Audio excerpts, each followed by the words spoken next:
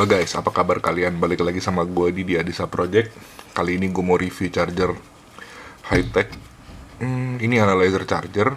Jadi di video-video kemarin gue lagi review baterai, tapi orang pada request untuk review chargernya.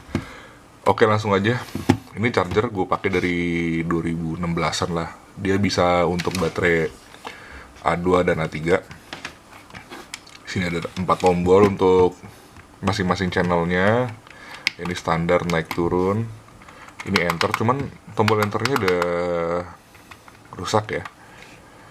Ini juga bisa ngecharge handphone, atau mungkin kalian punya kipas atau lampu, bisa colok ke sini. Dan dia udah bluetooth juga. Nah, karena tombol enternya rusak, jadi kita akan dibantu sama handphone. Yang pertama, ini ada channel. Oh, jadi gini. Jadi kalian kalau mau nyeting yang slot ini misalnya, ya tinggal pencet yang satu. Yang kedua ya pencet 2 dan seterusnya ya. Oke. Menunya tuh ada apa aja: charging, refresh, break in, discharge, sama cycle. Ini standar lah ya, semua analyzer charger juga punya menu yang sama. Untuk charge current-nya itu paling kecil 0,2 ampere, paling gedenya di 2,5. Terus nih kalian bisa kalian bisa klik ini. Jadi kalau kalian oke, semua slotnya ini punya settingan yang sama untuk ngecharge 2,5 ampere misalnya. Oke, yang kedua itu ada refresh. Sama lah, refresh kurang lebih juga begini. Charging current-nya ada di 2,5 ampere maksimal. Kalau discharge-nya kalau nggak salah 1. Ya bener, 1. Break in. Break in ini maksimal kapasitinya bisa 3.500 mAh. Paling kecilnya 500 mAh. Jadi kapasitas baterai berapa yang mau di break in gitu. Terus ada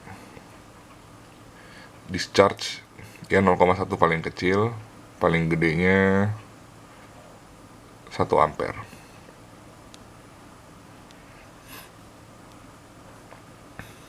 Dan terakhir itu ada cycle.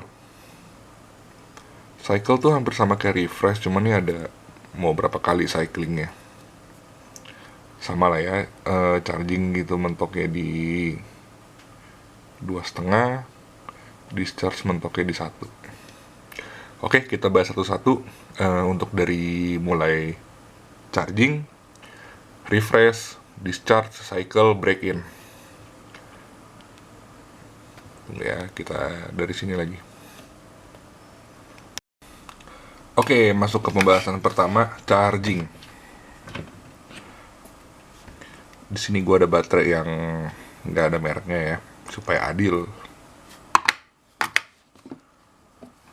Oke, jadi kita ke menu setting, pilih charge.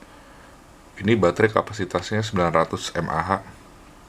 Dan gue biasa pakai yang 1000.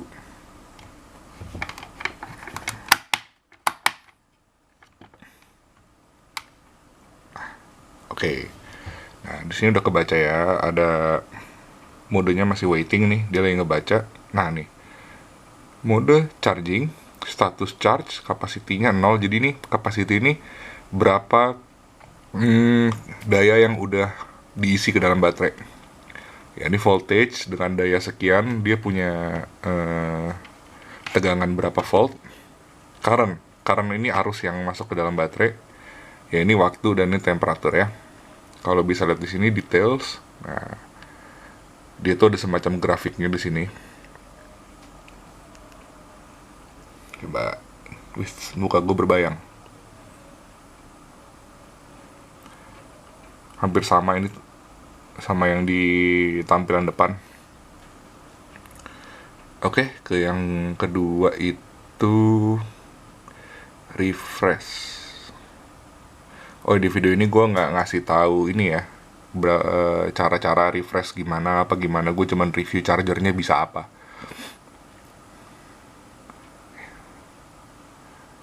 Refresh itu dia langsung ganti ke refresh, statusnya charging, karena di refresh ini ada charging, ada discharging, ada rest, istirahat. Break in ya, ini pilih kapasitasnya. Nah, ini juga modenya break in, statusnya charge. Sama, di break in ini juga ada discharge, ada rest atau istirahat.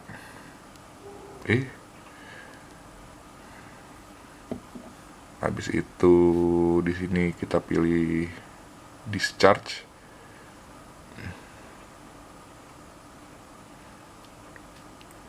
Ya, discharge sama ya. Yang terakhir cycle. Ya kurang lebih sama si refresh itu hampir sama, cuman ada berapa kali cyclingnya, berapa kali muternya. Oke, sekarang kita lanjut ke temperature protect. Jadi dia memproteksi baterai kita di suhu berapa dia cut off.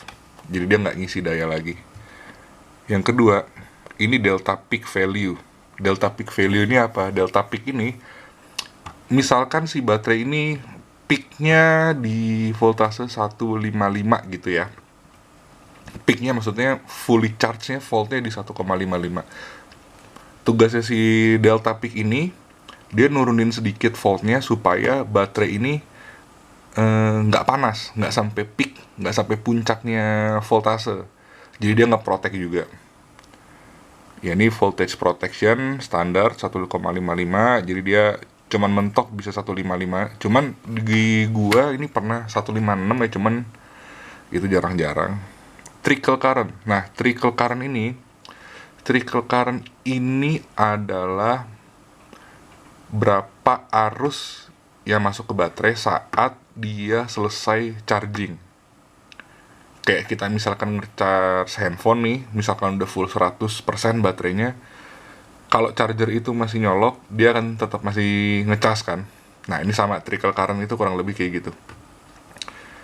Discharge cut off, ya ini paling mentoknya di 0,5 volt.